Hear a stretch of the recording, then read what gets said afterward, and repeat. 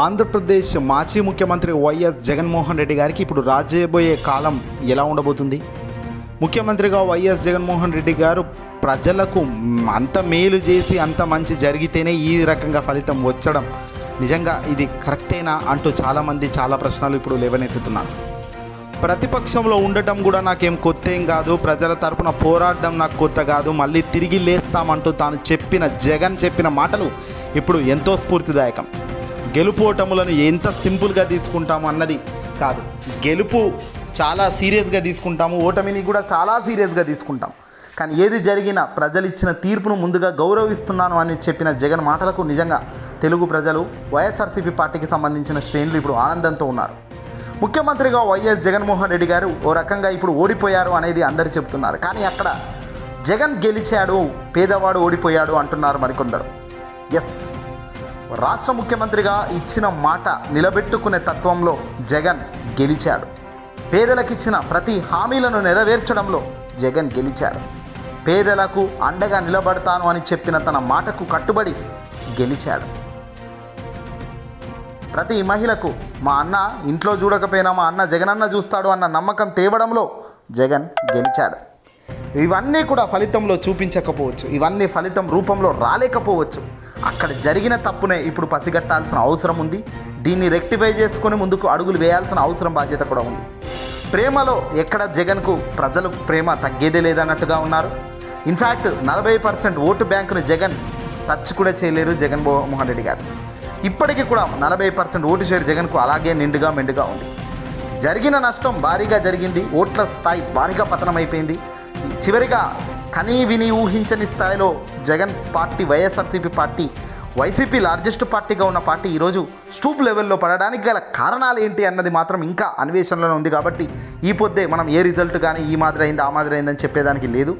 దీనికి కాస్త సమయం అయితే పడుతుంది. కానీ దీని పట్ల ఖచ్చితంగా రీబ్యాక్ అయితే గట్టిగా అవుతారు వైసీపీ పార్టీకి సంబంధించిన నాయకులు. ఖచ్చితంగా దీన్ని తిప్పికొడతారు అనేది మాత్రం క్లియర్గా తెలుస్తుంది. మరొకటి ఏంటంటే, ముఖ్యమంత్రిగా వైఎస్ జగన్మోహన్ రెడ్డి గారికి ఇది గడ్డు కాలం కాదు, అద్భుత కాలం అంటున్నారు విశ్లేషకులు. జగన్కే ఈ ఓటమి చాలా ప్లస్ అవుతుంది.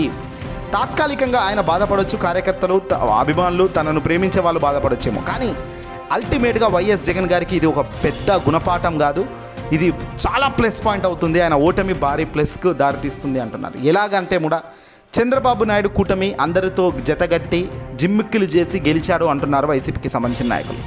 తెలుగుదేశం పార్టీ ఎలాగైతేనేమి గెలవడం అయితే ముఖ్యం, గెలిచింది, అధికారంలోకి అయితే వాళ్ళు రావడం జరిగింది. ఇక పార్టీ అధికారం 5 ఏళ్ళు వాళ్ళ చేతిలోనే అధికారం ఉంటుంది. కట్ చేస్తే అధికారం అన్నది ఏదో సీఎం కుర్చీలో కూర్చునేది కాదు, చెప్పిన మాటను నిజాయితీగా నెరవేర్చడం. ఆల్రెడీ ఆంధ్రప్రదేశ్లో మాజీ ముఖ్యమంత్రిగా ఉన్న జగన్మోహన్ రెడ్డి గారు ప్రతి మాటను నెరవేర్చి ప్రజల వద్దకు రిపోర్ట్ కార్డు మాదిరిగా ఒక ప్రోగ్రెస్ కార్డును తీసుకెళ్ళి మీకు ఏ పథకాలు వచ్చినాయో టిక్ పెట్టుకోండి అనే పద్ధతిలో టిక్ పెట్టి 98% పథకాలను అమలు చేసిన ఘనత దేశంలో ఏ రాష్ట్రంలో లేని ముఖ్యమంత్రి జగన్ గారు అని ఒక మంచి పేరైతే తెచ్చుకున్నారు. సరే, లాస్ట్ ఎండింగ్లో జిమ్మిక్లు ఏం జరిగాయి, ఓటు ఎలా మిస్ అయింది అన్నది పాయింట్ కాదు. ప్రజల్లో మాత్రం జగన్కు ఆ వాల్యూ, క్రెడిట్ అయితే చాలా ఉంది. మంచివాడు, చెప్పింది చేస్తాడు, గట్టివాడు అనేది అయితే ప్రజల్లో ఇంకా నానుడైతే పోలేదు. కానీ ఇదే చంద్రబాబు నాయుడు 5 ఏళ్ల తర్వాత కూడా ఏ పథకాలు అమలు చేయకపోయినా, చెప్పిన మాట చెప్పినట్టుగా మాట మీద నిలబడకపోయినా మొదటికే మోసం అయితే రాబోతుంది.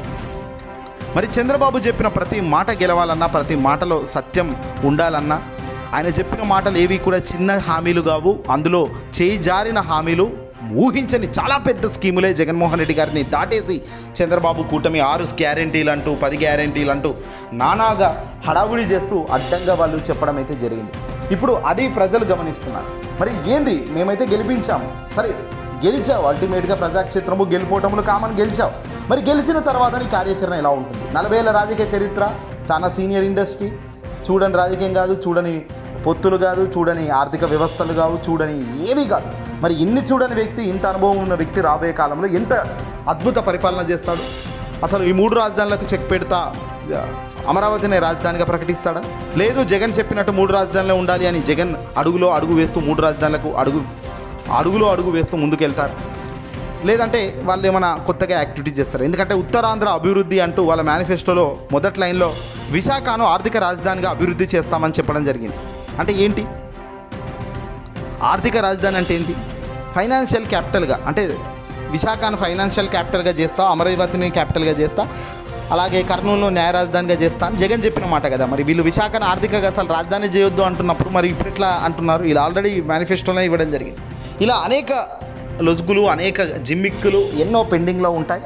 వాస్తవానికి ఇంకా ప్రమాణ స్వీకారం కూడా చంద్రబాబు నాయుడు గారు చేయలేదు కాబట్టి ముందుగా చంద్రబాబు నాయుడు గారు సంతోషంగా ప్రమాణ స్వీకారం కానీ అభినందనలు, ఆయన ముఖ్యమంత్రిగా బాధ్యతలు స్వీకరిస్తున్నారు. 21కి 21 గెలిచిన పవన్ కళ్యాణ్ పరిస్థితి ఏంటి, ఏం స్థాయి వస్తుంది, హోమ్ మినిస్టర్గా ఉంటాడా లేకపోతే మంత్రి వర్గంలో క్యాబినెట్లో తాను పాత్ర ఏంటి అనేది చాలా ఉత్కంఠతో ఎదురు చూస్తున్నాము. మరి ఇవన్నీ కూడా ఎలాంటి అవాంఛనీయ ఘటనలు లేకుండా ఎలాంటి అడుగులు ముందుకు వేస్తుంది కూటమి ప్రభుత్వం అన్నది చూడాల్సిన అవసరం ఉంది. మధ్యలో కేంద్రంకి సంబంధించిన లెక్క కూడా 8 ఉంది.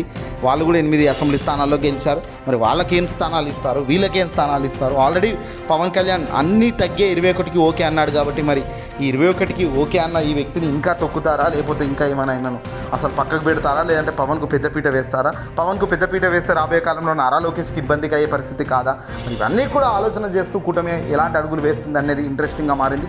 ఏదేమైనప్పటికీ కూడా జగన్మోహన్ రెడ్డి గారు ఓడిపోవడం ఇది వైఎస్ఆర్సీపీ పార్టీ రాబోయే భవిష్యత్తుకు ఒక పెద్ద విజయానికే దారితీస్తుంది. భారీగా మైలేజ్ అయితే ప్రజల్లో వచ్చేదానికి ఇది యూజ్ అవుతుంది. ఇప్పుడు వైసీపీ గెలిచినా కూడా పెద్దగా ఉండకపోవచ్చు. రాబోయే కాలంలో మళ్ళీ గెలిచే పరిస్థితి ఉంటుందో ఉండదో దేవుడు ఎరుగా. కానీ ఈ పొద్దు అయితే వైసీపీ ఓడిపోవడం చాలా ప్లస్ అవుతుంది అని కొందరు రాజకీయ నాయకులు, నిపుణులు చెప్తున్నారు. మెయిన్గా మంచోచ్చలో ఓడిపోవడం చాలా ప్లస్ చేస్తుంది జగన్ రాజకీయ భవిష్యత్తుకు అంటున్నారు. మరి ఏ రకంగా అన్నది చూడాలి. తాత్కాలికంగా ఇబ్బందులు ఉంటాయి, తాత్కాలికంగా బాధలు ఉంటాయి, కానీ కాలమే సమాధానం చెప్తుంది చూడండి అంటున్నారు. మరి చూడాల్సిన అవసరం అయితే ఉంది.